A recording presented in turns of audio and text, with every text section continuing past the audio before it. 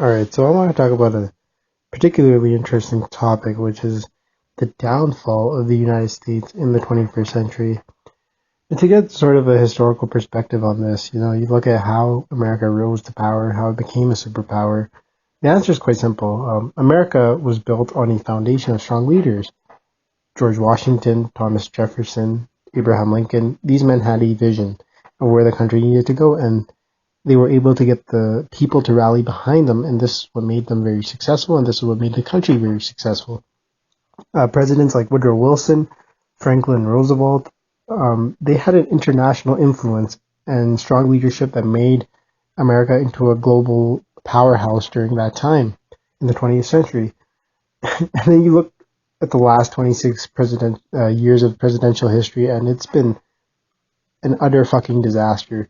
Bill Clinton with NAFTA, which has caused a combined trade deficit with Canada and Mexico together of $190 billion. George W. Bush, I mean, this one's quite self-explanatory, right? He just fucking did a 180 with the country. He threw it in the gutter with the Iraq War and just so many other failures. Obama, who hasn't been much better, has left the U.S. with $9 trillion more in debt. He's just kind of given up on the country. Obamacare, which was a big failure. The economic collapse of 2008, whose impact is still significant to this day and will be for the years to come. America is in dire need of a strong president, and this election is definitely not going to produce that president that the country really needs.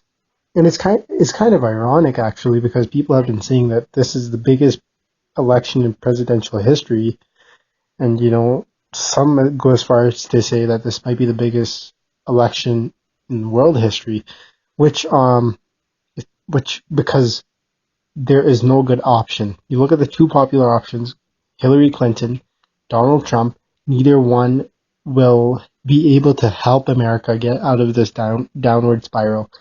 Let's start off with Hillary. I mean, she'll say anything to get elected. She has gone back on her word many times. She contradicts herself all the time. And, you can find tons and tons of videos on YouTube about how that show her corruption and how she's lied to the people. So I don't think she's a viable option by any means. Donald Trump, who is a better option than Hillary Clinton, I don't think that he is the president this country needs at this time. He has little to no political experience. He is a hothead with no temperament. And America really needs a strong, respectable leader. And I just don't think he's going to cut it. There is just so much corruption and instability in the federal system, and it's hard not to see the collapse of the U.S. The U.S. National Intelligence Council actually quoted, "The transfer of global wealth and economic power now underway, roughly from west to east." Looking at the east, we see countries like China and Japan, whose economies are just fucking blowing through the roof. These countries will continue to develop and become stronger. In the next 30 years, it will be clear that China will exert its economic dominance globally as America gradually just implodes on itself. And honestly, I think it'll be even sooner than 30 years. I think, you give America maybe 15, 20 years, maybe even 10, the way things are looking, they are not going to be a superpower in that time. And China is just going to get stronger and stronger. And, China rivals the U.S. in almost every category. And when it comes to military and economically and just so many more categories, right? And this is particularly scary when you look at the numbers. The U.S. is currently leading in GDP. However, when we look at the GDP growth rates, China's GDP is fucking rocketing. It is projected to overtake the U.S. in the next 4 years. What's even more alarming is that the GDP growth rate for the United States doesn't even rank in the top 10. And guess what? It doesn't even rank in the top 100, which is expected due to the mammoth debt that the U.S. is in. And then when you look at the tensions that are flaring up with the destabilized Middle East, and then you got the struggle of global exertion between USA and China and Russia, who have teamed up, it is quite clear that a third world war, which isn't that far-fetched with the tensions that have been building up And these tensions are going to be made far worse if Hillary Clinton is in office because she does not have a good relationship with Russia. Um, a third world war would simply just destroy America.